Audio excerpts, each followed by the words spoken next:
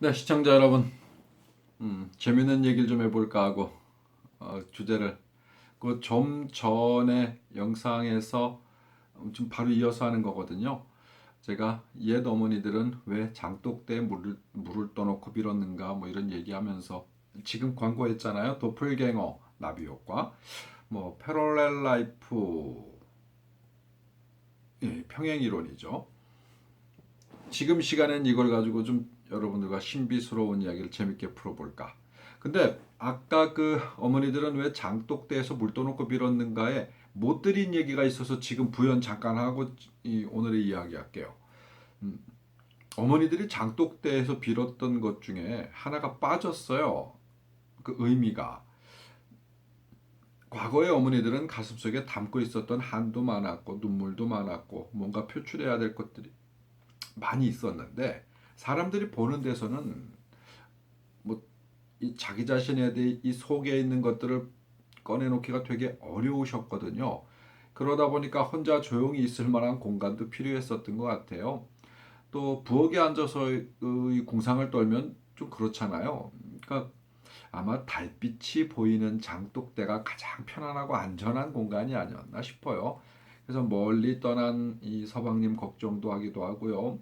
자식들 걱정, 혹은 또 친정 부모님 걱정, 뭐 이러면서 가슴속에 있었던 어떤 말도 혼자 되뇌이기도 하고, 또 눈물도 흘리고, 아마 굉장히 외로움 내지는 서러움, 아픔 때문에 이렇게 많은 시간들을 보내는데, 부엌에서 그러면 아무래도 다른 사람들이 볼 확률도 있고 뭔가 궁시렁궁시렁 말을 하면 들리기도 하잖아요. 그래서 장독대로 가시지 않았나라는 생각도 해봅니다. 자, 그리고 이 물을 떠놓는 것에 있어서 굉장히 중요한 의미가 있었는데 딴 얘기 주절거리다가 빼먹었어요. 이 물이라고 하는 건 아주 우주에서 가장 신비한 물질이거든요. 물에는 굉장히 많은 정보들이 저장이 되는데요. 그런 어떤 이 자료들은 여러분들이 아마 인터넷을 뒤지든 서점에 가서 보시면 굉장히 많은 자료들이 있어요. 이 물이라고 하는 것에서 굉장히 많은 정보가 저장이 된다. 또 물은 이 우주에서 가장 큰 공명의 수단이다. 지구 반대편에서 양쪽에 물을 한 동이씩 떠놓고 뭔가 의미 있는 어떤 이런 이 행위를 했었을 때 지구 반대편에 있는 그 물에도 같은 어떤 기운이 서린다. 뭐 이런 이야기들이 있습니다. 그래서 기독교든 불교든 이 물이라고 하는 건 성수로서 굉장히 소중하게 여기는 것도 있고요.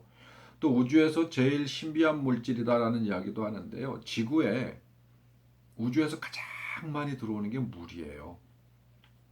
대기권에서 타고 뭐하고 하지만은요, 얼음알갱이가 우주에 있는 얼음알갱이가 지구에 매 순간 참 많은 양이 떨어집니다. 또이 이 물이라고 하는 거는요. 다른 물체들은 대부분 고체가 되면 부피가 줄거든요. 근데 물은 고체가 됐을 때 오히려 부피가 늘어요. 또 그 어떠한 것이라도 다 녹여서 수용할 수 있는 게 바로 물이라고 하는 거예요. 굉장히 신비한 부분들이죠. 물의 분자, 얼음 분자, 눈의 분자 이런 것들을 촬영하거나 뭔가 이렇게 그 찍어 보신 분들 이건 과학적으로도 굉장히 많이 증빙되고 있죠. 분자들을 찍어 보면은요 정말 다양한 모습들이 보여요. 눈의 분자도 아마 일률적으로 똑같은 분자들을 찾기 어려울 정도로 굉장히 다양한 모습들의 분자들을 볼 수 있어요. 아마 여러분들 이 오늘 영상이 끝나고 나면은 인터넷을 뒤져보시든 내일 아침에 일찍 서점에 가시든 하셔가지고 어떤 그런 분자들 연구해 놓은 것들 사진으로 찍은 것들 물론 현미경이겠죠. 이런 것들 한번 보시기 바랍니다. 진짜 신비하다라는 걸 느끼실 거예요. 또 인간의 몸에는 거의 대부분이 물로 이루어져 있잖아요. 지구도 어떤 물의 분포가 그렇습니다. 또 물이라고 하는 것 자체가 존재하지 않으면요 어떠한 형태의 생명체도 우리 기준에서 말이죠 존재할 수가 없다고 하죠. 우리 주변에 너무 흔하기 때문에 별 개념을 못 갖고 있는 물.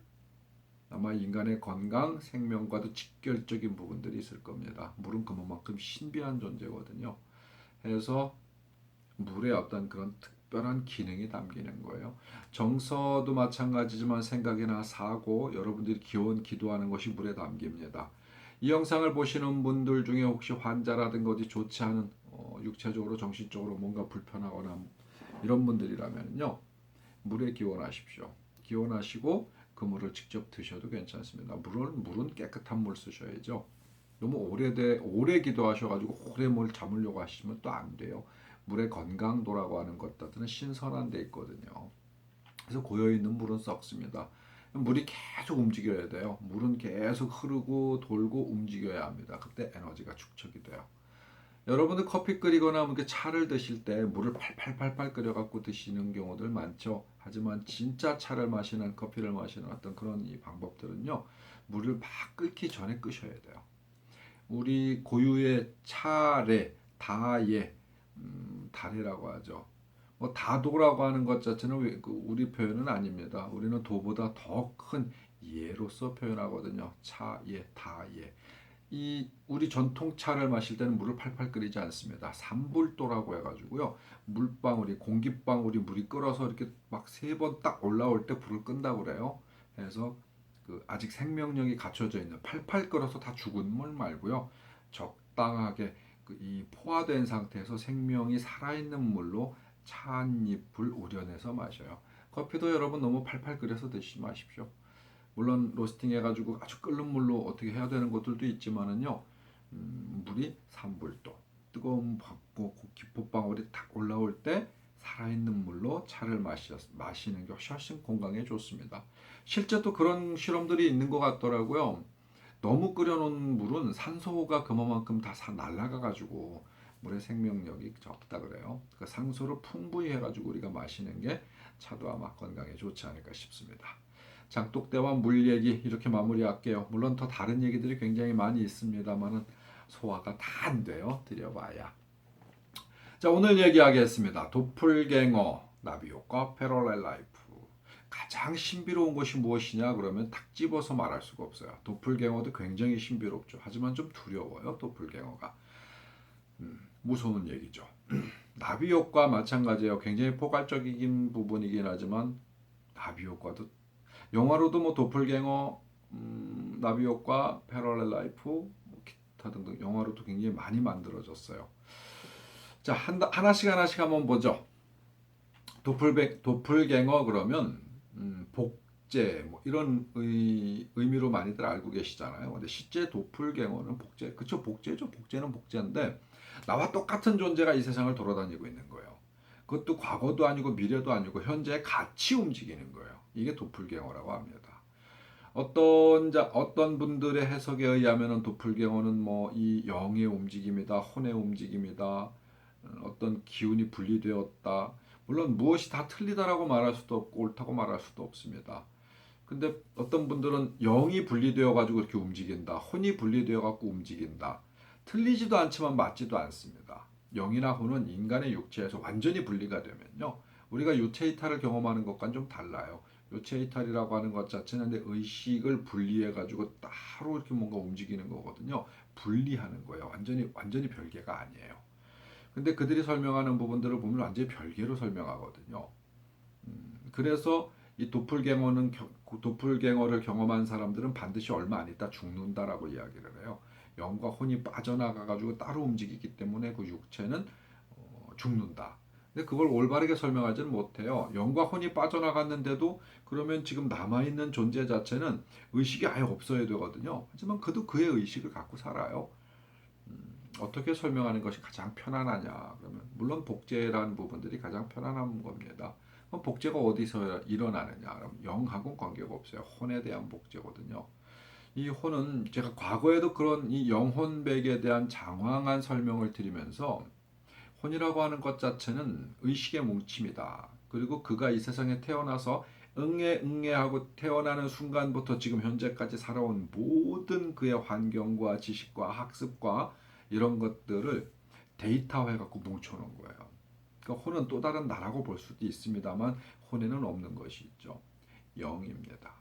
무언가를 구동시키기 위해서 자력을 가져야 하는데요. 혼은 그 자력을 갖질 않아요. 물론 이 본능과 같은 움직임은 가져갈 수 있습니다. 여러분들이 죽는 순간 영과 혼과 백이 분리된다고 말씀을 드렸는데요. 영은 온 곳으로 돌아갑니다. 영이라는 바로 그 사고를 가질 수 있는 이 사고, 인간이 사고를 하는 생각을 할 수 있는 어떤 이 기능을 갖춰주는 가장 중요한 요소가 영이거든요. 근데 이 생각이라고 하는 기능을 갖추는 요소를 빼버리면요, 이 생각을 스스로 생각하지 않습니다. 그럼 어떻게 입력되어 있는 데이터 안에서만 움직이게 되는 거예요. 현재 우리가 개발되고 있는 로봇과 비슷합니다. 아무리 인공지능이라고 하더라도요, 새롭게 생각하는 부분에 있어서는 아직까지는 좀 어렵죠. 수많은 데이터, 빅데이터, 정말 큰 데이터를 넣어놓은 상태에서 그 안에서 어떤 이 전류적 움직임, 명령, 기타 등등 이런 것에 의해 갖고 준비되어 있는 것만 움직이는 거예요. 혼이 그래요. 해서 여러분들이 돌아가시고 난 분들, 조상님들, 부모님 이렇게 무당들이 구술할 때 그분들을 이렇게 청신해 가지고 와서 몸에 받아보면은요, 살아생전의 성정을 그대로 간직하고 있질 않아요. 살아생전엔 이러이러했던 분인데 왜 돌아가시고 나니까 이렇게 변하느냐, 이런 얘기를 참 많이 하거든요. 근데 그럴 수밖에 없죠. 스스로 생각하는 기능이 사라져요. 그동안 수많은 세월 동안 학습되어 왔던 어떤 그런 본능만 남습니다. 그래도 그가 이 세상에 홍길동이라는 인물로 뭐 영희, 철이, 순이라는 이름으로 이 세상을 살아왔던 충분한 어떤 이 응집된 기운이다 보니까 공부한 기운이고요. 내가 세상을 살면서 학습한 것, 만났던 사람들, 뭐 어떠한 형태의 모든 것들이 다 나라는 모습을 갖춘 어떤 이렇게 그 빅데이터로 존재하기 때문에 여러분과 똑같은 모습을 갖습니다. 딱 하나가 틀릴 뿐이에요. 스스로 사고하지 않습니다. 이 도플갱어는 어떤 그런 모습이에요. 이 혼이라고 하는 자체, 혼이라고 하는 어떤 그런 기운 자체가 어떤 특정한 사고 사건으로 인해 가지고 빠져나가는 게 아니라 복제가 되는 거예요. 근데 그 복제된 기운 자체는 오래 머물질 않아요. 이 도플갱어의 특징들을 보면 그 이외에는 그가 안 보여요. 홍길동이라는 자, 제가 홍길동이라고 치면은요, 홍길동인 저를 바라봐, 제가 보는 거예요. 커피숍 가서 차를 마시고 있는데 커피숍 앞에 홍길동이가 제가 똑같은 인물이 제가 지나가요. 저하고 눈이 마주칠 수도 있어요. 슈퍼에 가가지고 뭔가 사고 있는데 저쪽에서 그 홍길동이도 같이 물건을 사고 있는 거예요. 근데 사고 있는 것을 보면 제가 좋아하는, 제가 평소에 사던 그 습관 그대로 묻던 물건을 사고 있는 거예요. 근데 실제로 물건이 사지지는 않죠. 그는 존재하되 존재하지 않는 거니까요. 내 눈에만 비치고 보이는 거예요. 굉장히 무서운 존재예요. 이걸 어떻게 표현할 수 있느냐면요, 내가 죽지 않은 상태에서 나의 귀신이 된 거예요. 이해하시나요? 나는 죽지 않은 상태에서 나의 귀신이 존재하는 거예요. 귀신이 별게 아니에요. 영과 육이 버려지고 남은 혼만이 어떤 기운을 응집해 있었을 때, 그리고 우리는 귀신이라고 표현하거든요. 근데 내가 살아서 내 귀신을 보는 거예요. 이 도플갱어의 모습은 그렇습니다. 그럼 왜 도플갱어가 생기느냐? 그럼 그것도 오류예요.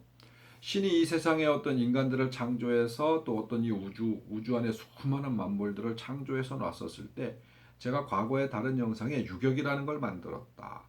어떤 미스가 생기고 문제가 생기고 완벽한 변화가 아닌 이 세상의 어떤 이 선택이라고 하는 것들을 할 수 있게끔 만들어 놓은 유격.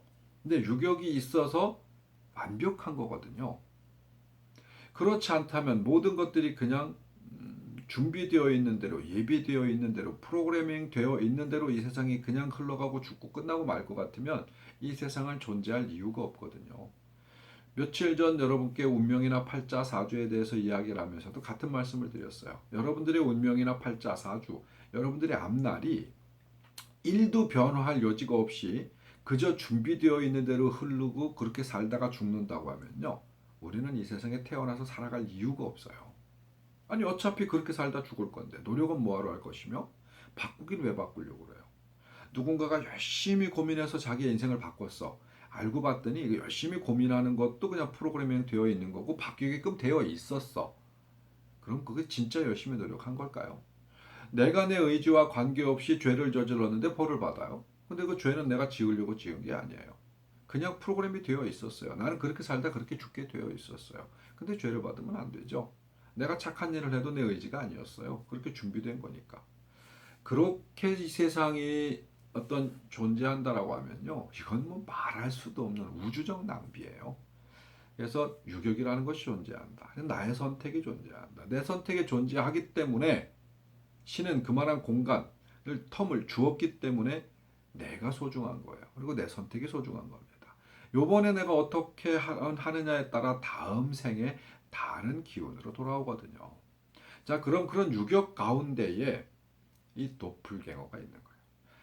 여러분들 이 세상을 사시다 보면은 참 많은 어떤 이 신비로운 경험이라는 것들을 간접적이든 직접적이든 접합니다. 거기서 이 신비를 다 하나하나 분석해 보면요. 그와 유사한 경우들을 상당히 많이 갖습니다. 나비 효과도 마찬가지고 패러럴 라이프도 거의 유사한 상황들인데요. 유사하기만 하지만 근본적인 원인은 달라요. 어쨌든 도플갱어는 여타한 사안, 여타한 이유에 의해서 나의 자아 의지와 전혀 관계없이 나와 똑같은 자가 복제되어서 기운으로만 바뀌어 있는 거예요. 근데 그건 혼의 작용이에요. 그렇기 때문에 대체적으로 도플갱어는 내가 도플갱어와 마주쳤어요. 나와 대화를 합니다. 예를 들어서 전 그런 적은 없어요. 꿈속에서 그러면 그 꿈하고는 다른 얘기입니다. 도플갱어는 현실적인 거거든요. 물론 남들이 보면 또라이라고 그러고 미쳤다고 그래요. 왜 내 눈에밖에 안 보이니까요. 근데 현실적으로 그가 나와 만났다 그러면 그는 나에게 굉장히 적대적이에요. 호의적이질 않아요. 굉장히 서로 당황하겠죠. 그 존재 자체도 지금 현재 나와 살고 있는 게 똑같다라고 생각하거든요. 그는 자기가 진짜라고 생각하고 내가 도플갱어라고 생각해요. 하지만 다른 건 뭐 나는 이성이라는 것이 있고 새로운 생각, 뭔가 중심되는 영이라고 하는 것이 중심을 잡고 있기 때문에 나는 새로운 학습을 계속 합니다만은 혼이라는 존재는 그 분리가 되고 나면 새로운 학습이 없어요.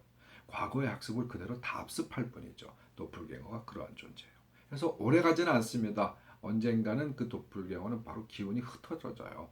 어떠한 이유에서 도플갱어가 생겼는지 저도 솔직히 잘 모르겠어요. 그저 신이 만들어 놓은 유격 속에서 컴퓨터로 치면은 버그가 생겼다고 봐야죠. 버그. 하지만 버그는 백신에 의해서 또 잡혀요.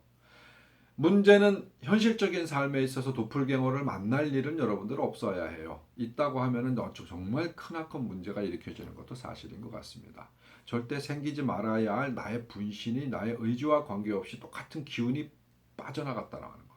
분리되어 갖고 새로 생성되었다라고 하는 건 나한테 직접적 영향을 끼치거든요. 똑같은 조직이 같은 거예요. 그 공명 때도 같은 거예요. 그러면은 현재 이 육체를 유지하고 있고 혼, 영, 백이 이렇게 합일되어 있는 나한테 아주 해로운 모습이 생깁니다. 해서 병이 들거나 얼마 못 살고 죽음을 맞이할 수밖에 없는 그런 환경이 만들어지는 거예요. 도플갱어. 여러분들 영화를 보시면서 그 영화를 막 되게 현실적으로 바라보지 않으실 거 아니에요. 근데 실제로 현실에서 도플갱어를 경험할 확률은 없다고 생각이 들어요. 있다고 하면은 그것을 표현하기 전에 벌써 우리의 삶은 끝났겠죠. 우리는 누군가에게 말하기 전에 죽어요. 또 말한다 하더라도요. 아무도 안 믿어요. 정신병원에 가 있거나 그냥 스스로 단절된 삶을 살다가 죽겠죠. 이게 도플갱어의 모습입니다. 우리 혼의 복제라고 보시면 특별하게 틀리지 않을 것이라 생각이 들어요. 오늘 얘기 중에 제일 재미있는 것도 어떤 현실적인 뭐 증빙이라고 말할 수는 없습니다만 재밌거리를 들을 수 있는 건 바로 패럴렐 라이프예요. 자, 나비 효과 얘기 잠깐 하고 패럴렐 라이프 하죠. 나비 효과 뭐 너무나 잘 알고 계시죠? 나비가 한번 날갯짓을 하면 그 날갯짓 단계 태평양을 넘어서 이 우주 전체, 지구 전체에 영향을 끼친다. 이게 나비 효과인데요. 또 영화로도 참 많이 만들어졌었습니다. 그럼 나비 효과를 어떻게 이야기하느냐? 실제로 나비 효과는 존재하지 않습니다. 이론상에만 존재하지 현실적으로는 존재하지 않습니다. 근데 나비 효과를 가장 크게 볼 수 있는 것은요. 그런 나비 효과가 있을 수 있다라고 판단할 수 있는 것들은 요즘 여러분 몸으로 많이 느끼고 계시죠? 바이러스, 코로나19. 뭐 코로나19 제가 여러 차례 말씀드렸습니다. 새로운 게 아니라는 거죠. 그 과거에 뭐 사스, 에볼라, 기타 등등 다 코로나라는 이름을 갖고 있어요. 지금 것은 그 19년도에 발생해서 코로나19라는 이름을 받은 것뿐이죠. 다 같은 종류의 바이러스예요. 이 바이러스가 퍼져나가는 것과 유사하다. 근데 나비 효과는 이 바이러스와 다른 게 하나 있다. 바이러스도 나비 효과라고 친다고 하면요. 주변에 저항할 수 있을 만한 저항하는 기운이 저항하는 힘이 없다고 하면 바이러스는 그냥 나비 효과 쭉 펼쳐져 갖고 끝나는데요. 실제로 나비 효과는 왜 나비가 한번 날갯짓을 했는데 이게 주변에 쫙 퍼져가지고 태평양을 건너서 이 지구 전체에 어떤 영향을 끼친다. 그거는 무중력 상태에서 예를 들어서 어떤 내가 손가락을 다 튕겨서 우주로 나가서 그냥 종이배를 만들어 갖고 손가락으로 튕겨서 내보내는 것과 같아요. 무중력 상태이기 때문에 주변에 어떠한 저항도 없거든요. 그러니까 뭐 우주 끝까지 날아갈 수도 있습니다. 중간에 뭐에 부딪히지 않는다면요. 하지만 이 현실적인 삶은 그렇지 않죠. 여러분들이 연못에 가가지고 돌멩이 하나를 가운데다 딱 떨어뜨렸어요. 그럼 파장이라는 게 쭉 이렇게 쭉쭉쭉쭉 생겨갖고 연못가로 가죠. 하지만 연못이 아마 대단히 크다고 보면은요. 중간에 이 파장, 가운데 돌멩이를 딱 던졌을 때 동글동글동글하게 점점 커지는 파장이 어느 정도 가다가 사라져요. 왜냐하면 저항이라는 것을 만나기 때문이죠. 안 움직이려 하는 저항들이 있잖아요. 또 딴 데서 어떤 움직임이 있다면 그 움직임이 중간에 이렇게 부딪히게 되죠. 그래서 나비 효과는 실질적으로 아무런 저항이 존재하지 않을 때 코로나19로 본다고 하면 인간과 인간들끼리 계속 접촉하고 있으니까 이 파장이 커져나가고 있고요. 또 저항적 힘이라고 하는 건 아마 이 바르에스던 약이겠죠. 신약이나 백신이 개발이 되면 또 끊겨요. 이게 저항이라고 보는 거예요. 그러면 나비 효과는 사라집니다. 실제로 가장 황당하게 이론적으로는 존재하지만 현실적으로는 전혀 존재할 가능성이 없는 건 바로 나비 효과예요.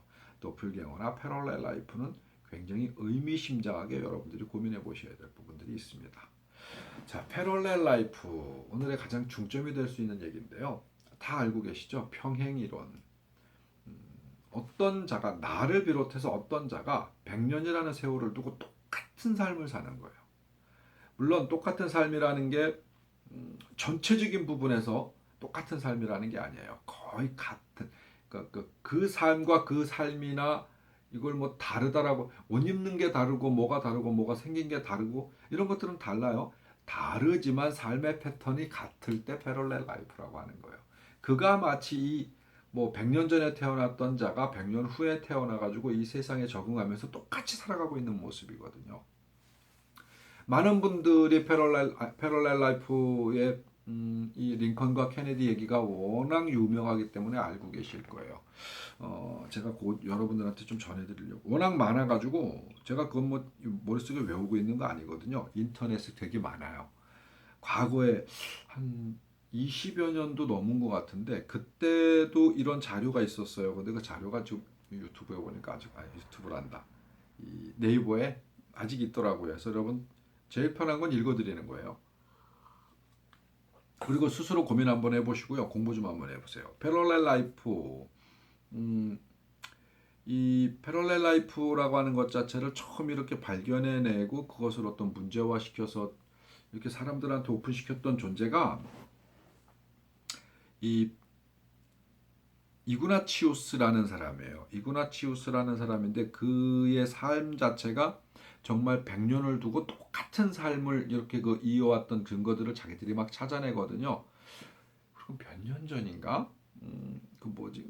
서프라이즈에도 참 다양한 어떤 이 패럴렐 라이프에 대한 이야기가 있었어요. 그냥 여러분 요 얘기는 간단하게 듣고 넘어가시고 뒤에 제가 링컨 얘기를 하면서 조금 심도 있게 얘기하죠. 이 이구나치우스라는 사람은 1831년 11월 3일 생인데요. 그와 똑같은 삶을 살고 있는 사람이 프랭크라는 사람이 있었어요. 근데 이 프랭크라는 사람은 이구나치우스보다 딱 100년을 뒤에 태어납니다. 1931년 11월 3일에 태어나요. 이름은요. 이구나치우스, 그러니까 먼저 사람이죠. 이구나치우스 도넬리라는 사람이었고 그 뒤에 100년 후에 태어나는 사람은요. 프랭크라는 이름을 쓰고 있는데 실제 이 이름 자체는 이 이구나치우스 조셉이었는데요. 6살 때 프랭크의 그 삼촌이 이 조카의 이름을 바꿔준대요. 그래서 프랭크 조셉이 되었답니다. 원래는 이구나치우스 조셉이었대요. 이구나치우스는 57번째 생일날 황금 만년필을 친구에게 선물을 받았고요. 또 이 프랭크는 57번째 생일날 황금 만년필도 친구한테도 선물을 받아요. 똑같죠. 이구나치우스의 이 직업은 고고학자였습니다. 네, 프랭크의 직업도 고고학자입니다. 딱 100년을 두고요.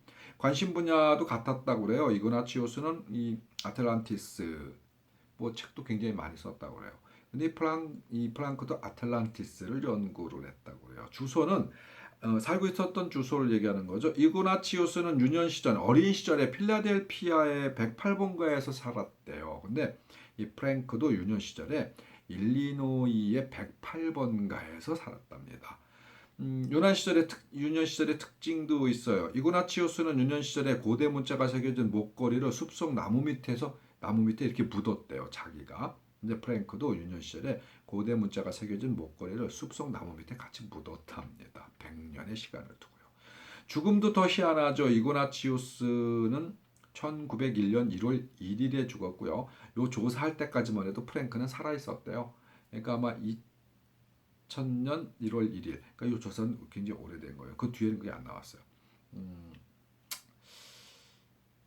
이 이그나치우스는 갑작스럽게 심장마비로 죽었고요. 프랭크는 2000년 1월 1일. 이 이그나치우스가 죽었었을 때 딱 100년 뒤에. 그러니까 1901년 1월 1일에 이그나치우스가 죽었으면 프랭크도 2000년 1월 1일에 이 심장발작으로 죽어야 되는데요. 약이 다행히 주변에 있었나 봐요. 심장 발작이 있었답니다. 근데 심장약을 먹고 살아났대요. 그 뒤에는 어떻게 됐는지 특별한 자료가 뭐 너무 자질구레한 건 있는데 비교 자료는 없어요.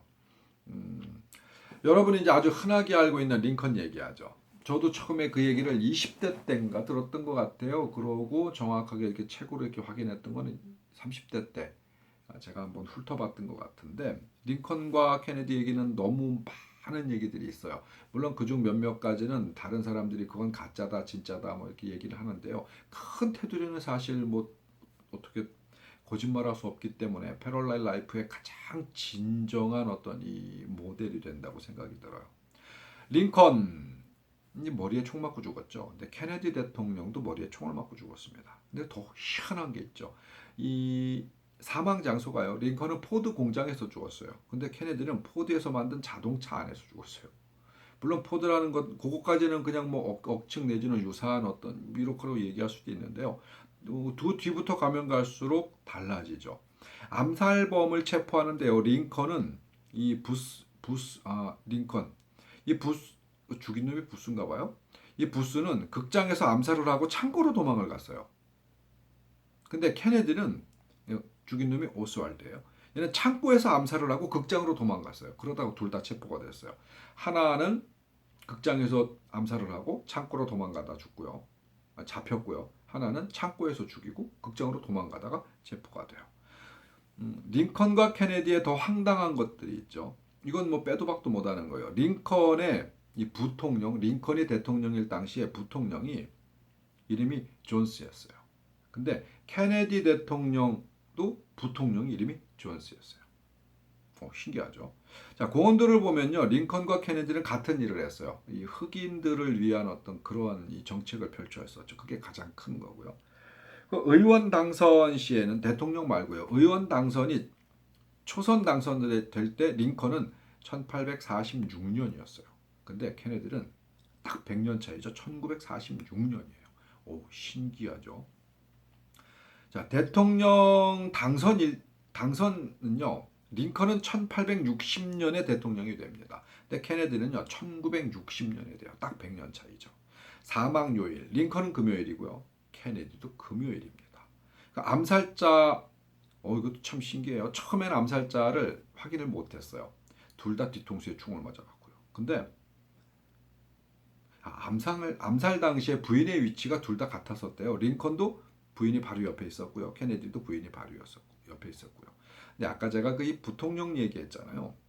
링컨의 부통령은 또 이름이 존슨, 케네디의 부통령도 존슨. 근데 이름만 같았던 게 아니에요. 링컨의 부통령은 앤드류 존슨, 케네디 대통령의 부통령은 린든 존슨인데요. 이건 좀 소름 돋는다. 자, 링컨의 부통령 앤드류 존슨은 1808년생이에요. 근데 케네디의 부통령 린든 존슨은 1908년생이에요. 이제 더 황당한 것들이 나오죠. 암살범. 케네디 암살범 존 웰크스 부스는요. 1839년생이에요. 그러면 케네디 암살범 리 하비 오스왈드는 이제 답이 나오시죠. 1939년생이에요. 딱 100년 차이 납니다. 자, 링컨과 케네디는 모두 이 백악관에서 자기가 대통령으로 재직할 당시에 자식을 한 명씩을 잃어요. 자료 보고 읽는 거예요. 제가 이거 외우고 있지 않습니다. 링컨의 이름 알파벳으로 보면 숫자가 7개입니다. 케네디도 숫자가 7개예요. 부통령 이름의 알파벳 길이도 앤드류 존슨 13자, 린든 존슨 13자. 암살범의 이름 알파벳 길이도 존 웰크스 부스 15자. 그다음에 리하비 오스월드 15자. 암살범의 이 죽음 둘 다 의문의 죽음을 당해요. 링컨과 케네디는 모두 전쟁, 남북 전쟁 그리고 베트남 전쟁을 치러요. 뭐 이것 말고도 굉장히 많아요. 많은데 뭐 다 읽을 수도 없고 이거 뭐 다 확인할 수도 없고 여러분들이 한번 좀 확인하시기 바래요. 이 그런 패럴렐 라이프라고 하는 걸 어떻게 인지하느냐? 그분들은 유명한 사람들이기 때문에 유명한 것들을 계속 맞춰보니까 뭔가 좀 이렇게 드러나는 것들이 있었어요. 근데 이건 그냥 신기한 게 아니에요. 여러분들 한번 좀 다시 제가 대충 읽어드렸던 것들을 다른 자료를 통해서 좀 확인해 보시면 이렇게 맞춰보시면 정말 등골이 오싹할 정도로 같은 게 많거든요. 근데 일반인들에겐 더 많이 일어난다. 더 많이 일어나지만 일반인들은 서로가 서로를 비교할 만큼의 어떤 뭐가 없어요. 여러분과 똑같은 삶을 살았던 사람들이 100년 전에 있을 수 있고요. 지금 여러분과 똑같은 삶을 사는 사람이 100년 후에 있을 수 있는데 그냥 보편적인 사람들이에요. 이 70억 인구 중에 하나예요. 그러다 보니까 그와 내가 같은 삶을 살고 있는지를 모르는 거예요.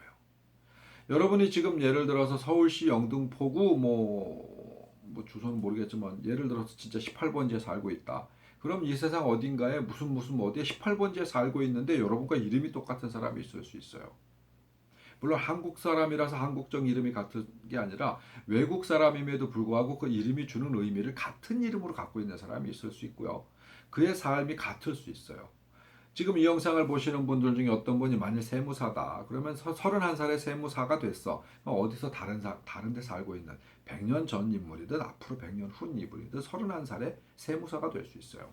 34세 결혼을 하고 37에 첫째 아이를 낳고 뭐 42쯤에 여차여차한 사고로 인해 갖고 부인을 잃고 뭐 예를 들어서요.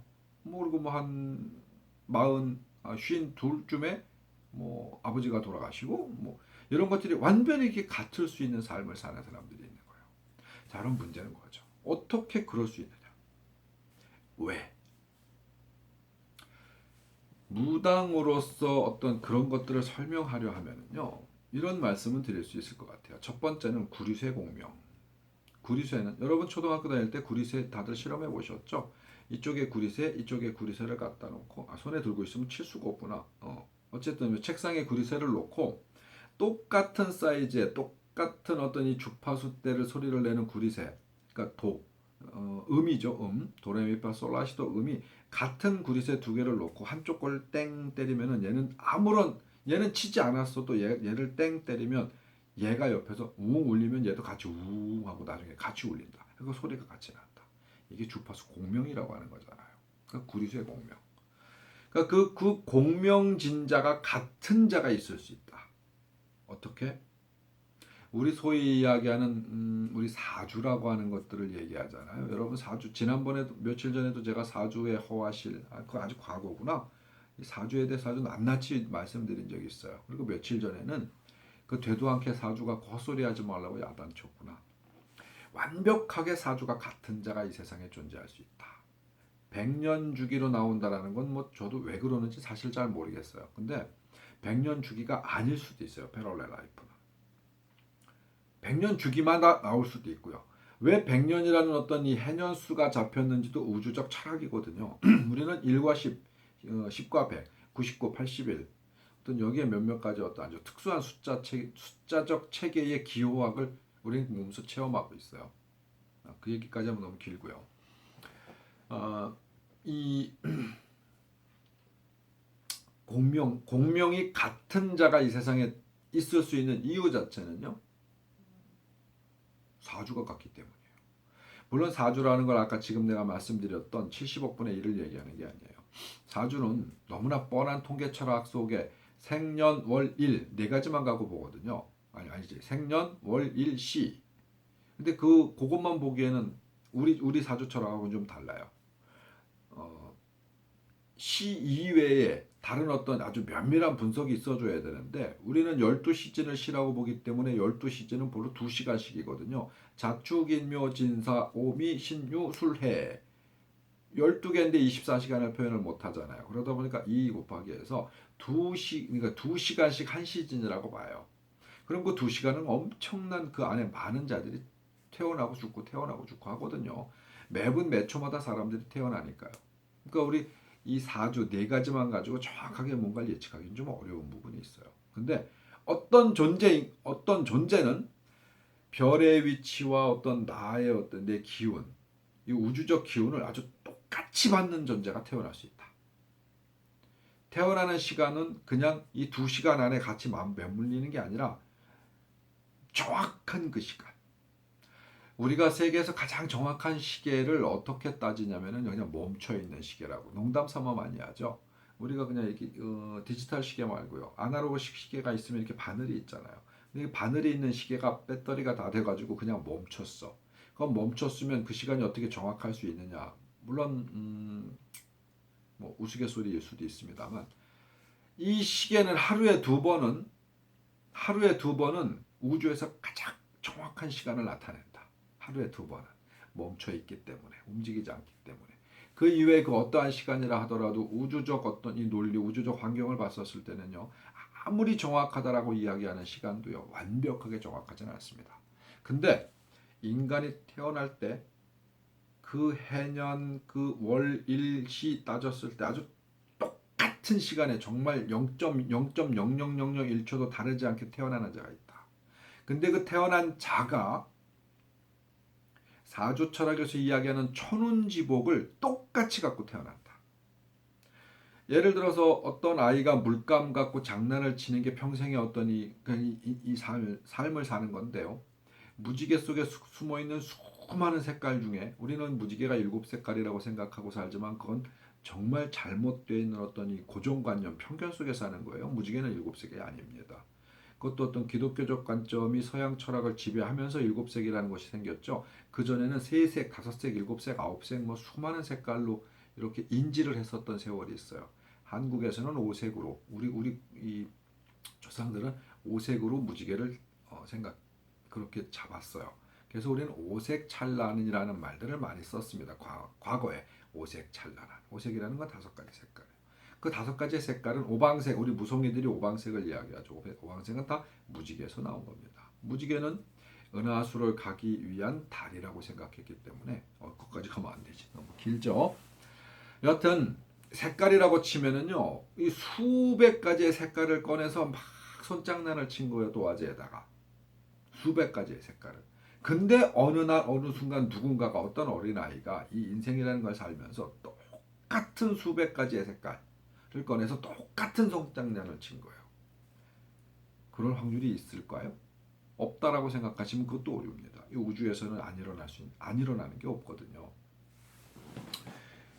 그런 과거를 가진 존재가 이걸 천운지복이라고 해요. 지금 현재 같은 천운지복, 똑같은 환경을 갖고 태어나는 거예요. 물론 부모, 형제, 주변 환경은 다릅니다. 하지만 갖고 나온 재료가 똑같은 거예요. 천운지복을 갖고 나온 게. 생년월일 시도 똑같습니다. 갖고 나온 천운지복도 똑같습니다. 그러면 그의 삶은 그렇다 해서 똑같은 삶을 산다라는 보장을 못 합니다만 그의 삶은 그렇게 흘러갈 수 있는 확률이 가장 높은 거예요. 이해하시나요? 어떤 얘기를 하고 있는 건지. 그가 갖고 있는 재주가 그가 갖고 있는 성정이 그가 갖고 있는 환경이 이러이러하다라고 하면 그는 그렇게 살 수 있는 확률이 가장 높은 쪽으로 살고 있다. 바닷가 근처에서 태어나는 사람이 어부가 될 확률이 높고요. 산속에서 태어나는 사람이 나무꾼이 될 확률이 높은 것과 유사한 겁니다. 엘리트 집단 속에서 살아가는 사람들이 성공할 확률이 높은 것과 유사해요. 물론 완벽하게 다 그렇다고 말할 수는 없습니다. 확률적으로 봤었을 때 우스운 표현일 수도 있습니다만 예전에 누가 그랬더라? 어떤 박사가 이 로또의 확률을 이야기하면서 정확하게 기억하는지는 제가 모르겠어요. 동전 600개를 63빌딩 꼭대기에 갖고 올라가서 땅바닥에다 쏟아졌을 때 동전 600개를 63빌딩에서 바닥으로 떨어뜨렸을 때 600개 모두가 앞면 한쪽 면만 바라보는 확률이 로또의 확률이래요. 동전 600개가 완전히 한쪽만 바라보는 확률. 일반적으로 생각하면 불가능하죠. 어떻게 동전 600개가? 여러분 60개, 한 6개를 던져도 한쪽만 바라볼 확률이 거의 없어요. 60개를 던졌을 때 한쪽만 바라보는 확률도 사실상 없다고 봐야 되는 게 옳습니다. 근데 600개, 그게 한쪽만 바라보는 확률이 로또를 맞는 확률이라는데 우리는 그런 기적을 매주 보고 있어요. 많을 때는 막 열댓 명, 20명도 터집니다. 600개가 앞면만 보는 확률을 가진 사람들이 그렇게 많다는 얘기예요. 자, 그러면 과거의 천운지복의 기운을 똑같은 천운지복의 기운을 갖고 태어나는 자가 없다라고 말할 수가 없다라는 거예요. 그러면 그는 패럴렐 라이프, 이 평행 이론 속의 주인공이 될 수도 있어요. 그게 여러분이 될 수도 있고 저도 될 수 있어요. 지금 여러분은 과거에 누군가가 살아왔던 어떤 그런 패턴을 똑같이 이어서 살아가고 있는 사람일 수도 있고요. 제가 그런 존재일 수도 있습니다. 앞으로 다른 누군가가 여러분과 제가 사는 삶을 똑같이 살아갈 수도 있어요. 이게 패럴렐 라이프예요. 자, 또 다른 가설이 하나 있죠. 도플갱어와 같은 겁니다. 나비효과는 좀 달라요. 도플갱어는 아까 제가 뭐라고 말씀드렸죠. 혼의 복제. 혼이 나간 게 아니에요. 혼이 나가면 인간은 죽어야 돼요. 영이 나가면 죽어야 돼요. 이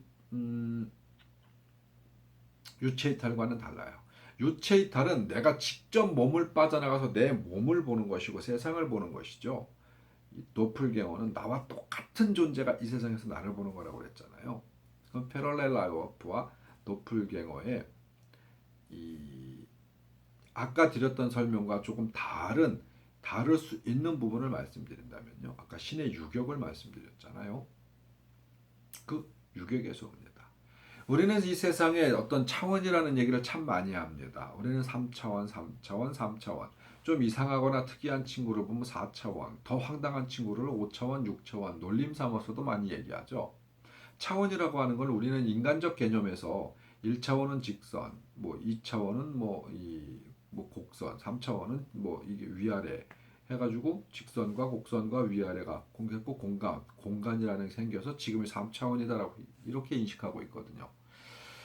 물론 우리들 사이에서는 그렇게 인식하는 게 옳을 수도 있습니다만 신의 어떤 관점에서 봤었을 때 이게 차원이라고 하는 것 자체가 우리가 갖고 있는 그런 차원의 역할이 아닐 수도 있어요. 궁극적으로 드리려고 하는 건 그런 겁니다. 차원균열이에요. 다른 차원과 다른 차원이 지금 우리는 차원이 전혀 다르면 듣고 보고 만나지지 않거든요. 근데 그게 유격이라는 거 생겨요. 차원이라는 것도 어차피 신의 품 안에서 만들어내는 작품 중에 하나거든. 창조되어 있는 작품 중에 하나입니다. 거기에도 분명히 유격이라는 게 생겨요. 그렇기 때문에 우리는 미래를 꿈을 꾸고요. 더 많은 것들에 대한 이 고민들을 하고 살아요. 우리는 전혀 이루어질 것 같지 않은 어떤 이 공상과학을 우리는 상상이라고 하는 산물을 가지면서 자꾸 현실화 시켜내거든요. 언젠가는 강제로 이 차원을 찢어낼 경우도 있을 수 있다고 봅니다. 어디에선가 내가 어떤 자료를 봤더라. 죽은 자를 잠시 멈춰, 잠시 그건 뭐 지금 죽었다라고 의학적 판단하는 자를 잠시 멈춰갖고 죽음을 조금 느리게 하는 어떤 뭐 이런 것들 아니면 잠시 살려내는 뭐 이런 것들에 대한 현실적 그러니까 과학자들과 의사들이 뭐 이상한 실험들을 하고 있는 이런 얘기를 종종 접합니다. 그냥 과학적 장비를 통해 가지고요. 육체와 의식을 완벽하게 죽은 사람인데요. 잠깐 깨어나게 만드는 거예요. 뭐 혹자들은 잠시 깨어나 갖고 몇 마디 얘기를 하고 죽은 자도 있다. 뭐 이렇다 저렇다 얘기를 하는데 뭐 과학적으로는 어떤 뭐 잡지에 나오질 않아요. 누구나 다 인정할 만한 어떤 이런 매스컴에 아직 터지질 않습니다. 그러니까 뭐 그건 확인할 수 없는 부분들이지만요. 더 많은 과학이 발전하고 의학이 발전한다고 하면 차원을 찢거나 차원을 혼동시킬 수 있는 방법들도 있지 않을까라는 생각을 합니다. 우리는 차원을 너무 멀리 생각하고 있거든요. 하지만 우리는 벌써 수많은 차원, 수백, 수천, 수만의 차원이 겹친 공간에서 살아가고 있다라고 생각하시는 게 옳을 것 같아요. 우리는 일반인들과 좀 다르게 무속옥 신앙을 갖고 계신 분들이나 아니면 전통적 신앙, 다른 신앙이라 하더라도 신과의 교통, 교류를 공부하시는 아니면 그런 경험을 하셨던 분들은요, 벌써 다른 차원의 공부를 하고 계시는 거거든요. 죽음과 삶의 공간의 차이. 그건 차원적 문제라고 봐요. 4차원, 5차원, 6차원을 얘기하는 건 아니에요. 현재 우리가 살고 있는 이 모습 속의 차원의 다른 차원을 얘기하는 거죠. 원자나 뭐 어떤 이런 아톰의 수준이 됐었을 때는 다른 차원을 볼 수도 있겠습니다만은 뭐 인간이 그 의식을 갖고 그런 세계를 들여다볼 수가 없다 보니까 확답은 못해요. 하지만 차원이 존재한다라는 걸 우리들은 보면서 체험을 합니다. 영적인 존재들과의 소통이 그렇죠. 죽은 자와의 소통이 그렇죠. 앞날을 예견한다라고 하면 좀 우습긴 합니다만은 앞날이 어떻게 될 것이다라는 건 기본적으로 웬만큼은 좀 내다보거든요. 실제로 아마 이 영상을 보시는 분들 중에 저를 찾아왔어서 만나셨던 분들은 체험하시는 분들이 있잖아요. 그에 대해서 전혀 아는 바가 없어요. 저는 웬만하면 손님이 오시면은요, 그의 어떤 일상적인 삶에 대한 이야기를 아예 묻질 않아요. 하려고 하면 입을 다물라고 하거나 야단을 치죠. 그가 자기는 이렇게 살아왔다, 나는 뭐 때문에 왔다, 뭐가 골치 아프다, 뭐가 힘들다, 다 떠들고 나서 점사를 봐달라고 하면 내 개인적인 사념이 많이 들어가다 보니까 올바른 점사를 내오기가 어려워요. 그래서 입을 다물라고 시키는 경우가 대부분입니다. 내가 점사를 다 내려놓고 나서 이후에 대화를 하면 했죠. 이런 경험을 하시면서 신비로운 경험하시는 분들이 있어요. 어떤 공수를 내려주거나 뭔가 이렇게 얘기를 해준 게 불과 며칠, 몇 달, 얼마 사이에 그것들이 현실적으로 일어나서 세상에 저 그때는 이러이러했는데 나중에 지나고 보니까 그 말씀에 맞았습니다. 그때는 안 믿었는데 이랬습니다. 뭐 하여튼 이렇게 말씀하시는 분 많잖아요. 이거 어떻게 설명하시겠어요? 차원적 균열. 그게 존재하지 않으면요 무당들도 미래 예측을 못해요. 차원적 균열이라는 게 존재하지 않으면요 균열이라 표현하든 어떤 형태의 뭐이 균열이라는 표현이 옳지 않을 수도 있겠다. 이 차원을 넘나들 수 있을 어떤 에너지, 어떤 방법들을 신은 만들어 놨거든요. 그것들을 무당들은 조금씩 이용하는 거예요. 근데 그게 자연적으로 그런 이 에너지가 생성이 될 수 있는 방법들도 있을 수 있다고 그래요. 그때 채널의 어떤 열림 현상 내지는 교섭, 간섭 뭐 이런 현상들 때문에 다른 신비로운 일들이 생기거든요. 그러니까 아마 도플갱어나 패럴렐 라이프는 아까 말씀드렸던 혼의 그대로 된 복제 그리고 이 사주와 천운지복이 그대로 정말 100% 일치하는 존재 이런 자들이 생겨서 그렇게 그런 현상들이 생겨서 생길 수 있는 일이지만 그것이 아니라고 하면은요 채널의 겹치기 현상이에요. 채널의 겹치기 현상. 그럼 이게 차원의 겹치기 현상. 근데 그것이 문제는 오래가지 않는다는 거예요. 확인하기도 되게 어렵다는 거예요. 도플갱어는 확실하게 확인하기 어렵습니다. 직접 경험하지 않으면 못하는 것이기 때문에 그렇고요. 근데 패럴렐 라이프는 대단히 유명한 자가 다행히 알아볼 만큼의 이렇게 큰 사건이나 사고들이 생겨서 뭔가 좀 드러나면은 이렇게 끄적끄적 자료라도 남기지만 일반인들 같은 경우에는 거의 불가능한 얘기거든요. 근데 케네디와 링컨 얘기가 너무 유명하다 보니까 그러다 보면 세상에서 진짜 유명한 자들, 현재 가장 유명한 자들, 이런 자들의 과거를 뒤지거나 뭔가 그랬었을 때 이런 것들이 좀 드러나야 되지 않나 확률적으로 이렇게 말씀하시는 분들도 있는데요. 그것조차도 사실상 거의 불가능한 얘기예요. 유명하다고 해서 다 그런 일이 생기는 게 아니거든요. 물론 아주 희귀하다고 보이지도 않습니다. 일반인들 사이에서는 비일비재하게 있을 수도 있어요. 있는데 공통점을 찾아서 내가 그와 같은 삶을 사는지를 확인할 방법이 없는 거예요. 조금 억측일 수도 있습니다만 제가 이런 예를 한번 드려보죠. 누군가가 자동차 키를 갖고 있어요. 내가 자동차 키, 내 자동차 키예요.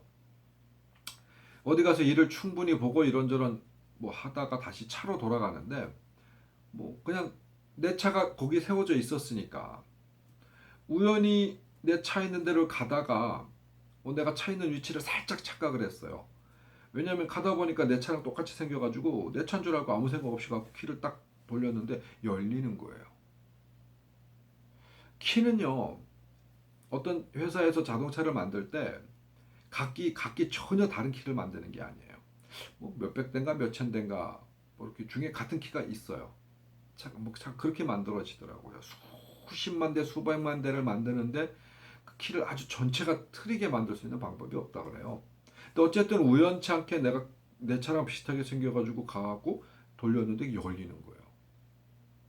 전혀 차가 다르게 생겼다고 하면 글로 가지도 않겠죠. 생긴 게 내 차랑 유사해요. 그것만 해도 신기한 데다가 그 차가 내 키와 같은 박스를 갖고 있는 거예요. 안으로 딱 들어갔는데 들어가서 깜짝 놀래죠. 내 차인데 왜 이렇게 변했지? 뭔가 달라요. 누가 장난쳤나? 깜짝 놀래갖고 보니까 자세히 보니까 내 차가 아닌 거예요. 내려서 주변을 훑어보니까 내 차는 옆에 서 있는 거예요.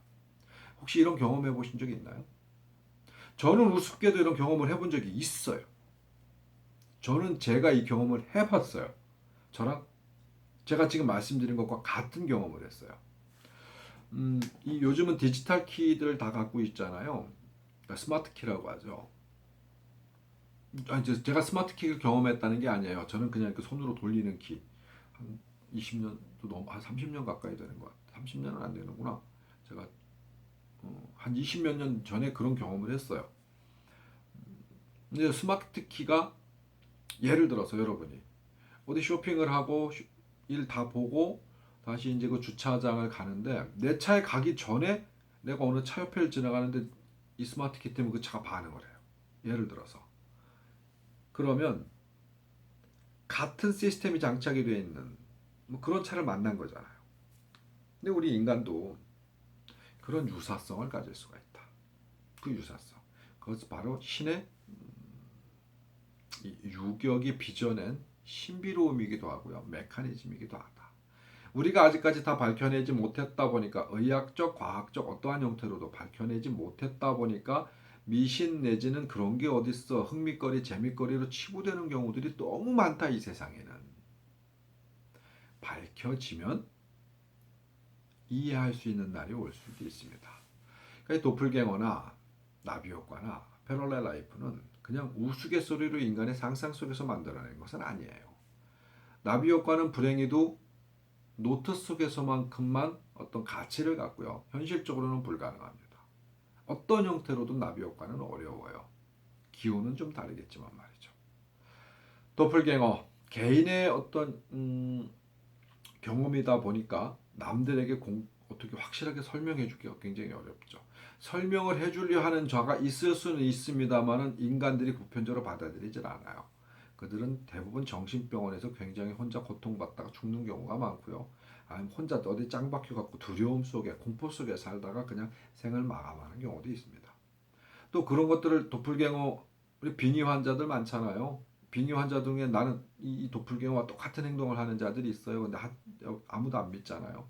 아무도 안 믿으니까 병자가 되어서 그렇게 죽음을 맞이하죠. 패럴렐 라이프 너무나 평상적이고 평범한 사람들이 어쩌다가 이렇게 진짜 어쩌다가 매칭이 되는 어떤 이런 환경이다 보니까 그를 찾아내지 못하는 거예요. 근데 앞으로는 그거 어떤 이 도플갱어와 이 패럴렐 라이프를 좀 현실적으로 끌어낼 수 있는 상황들이 생겨요. 어디서 생겨요? 이 개인 미디어가 워낙 많이 발달해 있다 보니까 거기서 유사성을 찾아내는 어떤 이런 경우들이 향후에 생길 수 있습니다. 또 그런 유사한 일들이 있어요. 실제로 쌍둥이가 아닌데 인터넷상에서 페이스북이라든가 이런 것들 때문에 어찌어찌 하다가 정말 너무나 똑같이 생긴 사람들을 찾아내는 경우를 종종 경험합니다. 물론 진짜 쌍둥이인데 어렸을 때 헤어졌다가 만나는 경우도 뭐 가십이라든가 이런 것에서 보긴 해요. 하지만 그것과는 다른 전혀 다른 사람, 전혀 뭐 같을 이유가 없는 자가 신체적 특징까지 똑같은 자가 이렇게 이 페이스북을 통해 가지고 누구랑 닮았다라는 뭐 이런 소식들을 이게 너무 많이 닮았다 보니까 중간에 여차여차한 사연 속에서 만나갖고 보니까 서로 내가 봐도 신기할 정도로 너무 많이 닮았더라. 근데 무서워가지고 앞으로 안 만나기로 서로 협의봤다. 뭐 이런 경우들을 종종 접합니다. 그건 현실 속에서 말이죠. 또 나이대가 다른데 너무나 유사하게 생긴 사람들도 물론 미디어상에서 뭐 누군가 만들어낸 건지는 사실 잘 모르겠어요. 그것까지 증명할 수는 없었습니다. 제가 뭐 외국을 찾아가고 멱살 잡고 확인한 것도 아니고요. 그럴 수 있는 능력도 없고요. 이 나이 먹은 사람, 젊은 사람과 나이 먹은 사람이 만났는데 젊었을 때의 모습하고 너무나 똑같은 거예요. 너무나 똑같은 거예요.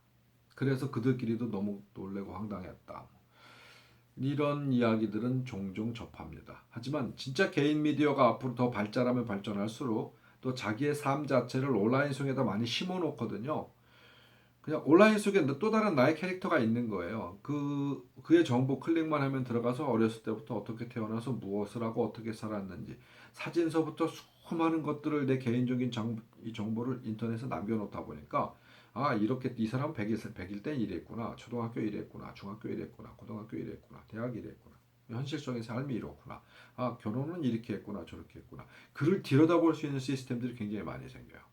근데 언젠가는 유사한 삶을 살고 있는 사람들을 찾아주는 AI 혹은 어떤 자동 프로그램이 있을 수도 있어요. 그랬었을 때는 이 데이터가 오랜 동안 축적이 되면은요.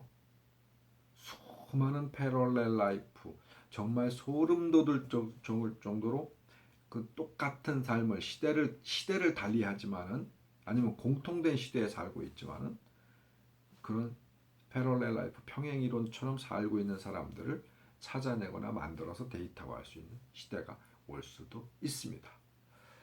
음, 뭐 이게 다인 것 같아. 이제 더 이상의 궁금증들은 여러분들이 공부 좀 해주십시오. 그래서 더 많이 신비한 거, 재미있는 거 찾아냈으면 저한테도 좀 알려주십시오. 저는 이제 그런 걸 찾아내거나 막 그런 쪽에 공부하거나 그러기에는 좀 너무 멀리 갔어요. 그런 시간이 저에게 그다지 있질 않아요. 다른 것도 너무 많거든요. 산적해 있는 공부들이 많습니다. 그러니까 여러분들 세상을 없다라고 믿는 것보다 있다라고 믿고 살아보는 것이 훨씬 흥미진진하고 재밌어요. 또 그래야 찾아집니다. 진짜 오늘은 태울법사의 무당일기 같은 그런 일기를 썼네요. 누군가가 공감하지 않아도 어쩔 수 없지만 저의 일기니까 그냥 평소에 궁금했던 것 여러분과 나눠보고 싶었던 이야기들 오늘 이 시간에 나눠봤습니다. 도플갱어, 나비효과, 패럴렐 라이프, 평행이론 못다한 얘기가 굉장히 많은데 어디서부터 어떻게 풀어야 될지 모르니까 여기서 정리를 해야 될 것 같아요. 고맙습니다. 다음에 다른 시간에 또 다른 이야기로 여러분 찾아뵐게요. 편안한 밤 되십시오. 감사합니다.